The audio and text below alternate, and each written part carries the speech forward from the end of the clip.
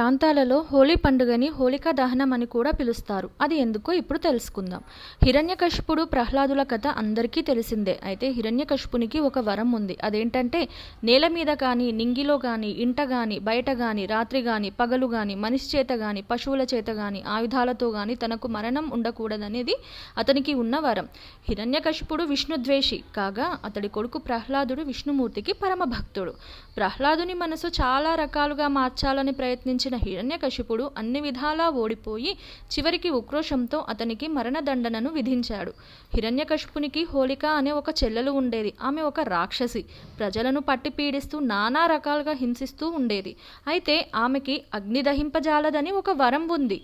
హోళిక ప్రహ్లాదుని మమకారంతో తన ఒళ్ళో కూర్చోపెట్టుకున్నట్లు నటించగానే వారిద్దరికీ కలిపి మంట పెట్టేయాలని ఓ దుష్ట పన్నాగం పన్నారు. కానీ ఇతరులకు హాని తలపెడితే హోళికకు ఉన్న వరం పనిచేయదనే విషయాన్ని మర్చిపోయారు. అందున పరమ విష్ణు భక్తుడైన ప్రహ్లాదుని దహించడం ఎవరితరం?